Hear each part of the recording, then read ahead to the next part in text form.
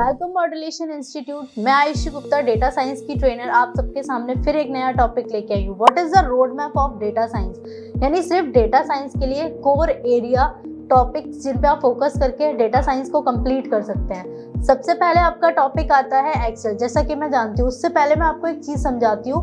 What is the meaning of AI, artificial intelligence. हम पढ़ना तो सब चाहते हैं कि आर्टिफिशियल इंटेलिजेंस होता क्या है। सबसे पहले मैं आप एग्जाम्पल से आपको समझा देती हूँ। आप नेटफ्लिक्स देखते हैं, ठीक है, लेकिन वो लोग क्या करते हैं, जो मूवीज आप ज्यादा प्रेफर करते हैं, फॉर एग्जाम्पल अगर आप सिर्फ और सिर्फ हॉरर मूवीज को फॉलो करते हैं तो अगले टाइम जो आपको ऐड आएगा, जो आपके लिए प्रेफरेंस होगी, वो सिर्फ और सिर्फ हॉरर मूवीज की ही होगी।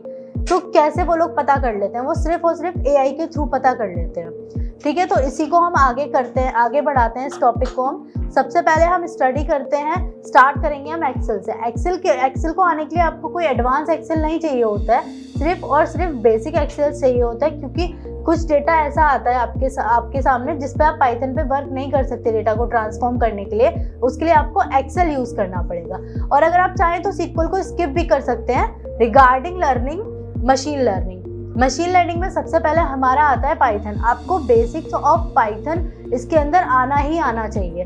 बेसिक्स ऑफ पाइथन इसके अंदर सबसे पहले जो टॉपिक आता है हमारा, ऑपरेंड सबको अच्छे से आने चाहिए। आपको फंक्शंस बनाने अच्छे से आना चाहिए। इसके अंदर इसको जितने भी टाइप के फंक्शंस होते हैं आपको वो आने चाहिए। लूप्स आने चाहिए आपको, टाइप ऑफ लूप्स आने चाहिए आपको। और उसके बाद सबसे ज़्यादा इंपॉर्टेंट होता है इसके अंदर स्टैट्स के कुछ टॉपिक आपको बहुत अच्छे से आने चाहिए।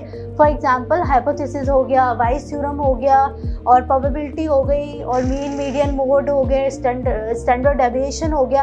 इन टॉपिक्स को आपको बहुत ज़्यादा अच्छे से आना चाहिए अगर आप मशीन लर्निंग को सीखना चाहते हैं। उसके बाद स्टैट्स के बाद हम स्टार्ट करते हैं मशीन लर्निंग के कोर एरिया टॉपिक क्या होते हैं? सबसे पहले होती है सुपरवाइज, अनसुपरवाइज और रीफोर्स इन्वेस्टमेंट। इन तीनों को आपको बहुत अच्छे से पढ़ना पड़ेगा। इसमें भी बहुत सारे टॉपिक होते हैं, क्लासिफिकेशन हो गया, रिग्रेशन हो गया, और ये सारी चीज़ आप पढ़ के अगर आप सिर्फ और सिर्फ मशीन लर्निंग पे फोकस करना चाहते हैं, क्योंकि इन तीनों को पढ़ने के बाद आपकी और भी प्रोफाइल्स क्रिएट हो जाती हैं। फॉर एग्जांपल सबसे पहले बिजनेस एनालिस्ट की हो जाती है, ऑपरेशनल एनालिस्ट की हो जाती है, और डेटा साइंटिस्ट की भी प्रोफाइल आपकी ओपन हो जाती है इस चीज़ को पढ़ने के बाद। सिर्फ और सिर्फ आप मशीन लर्निंग सीखना चाहते हैं तो इतना आपके लिए सफिशिएंट है। लेकिन अगर इसके अलावा भी आप कोई और प्रोफाइल में जाना चाहते हैं तो इन सारे एप्लीकेशंस को भी, और भी एप्लीकेशंस को आप अदर वे में स्टडी कर सकते हैं। लेकिन अगर आप सिर्फ और सिर्फ इसी डिकोरम को फॉलो करते हैं तो आप मशीन लर्निंग अच्छे से और आराम से सीख सकते हैं। Thank you so much.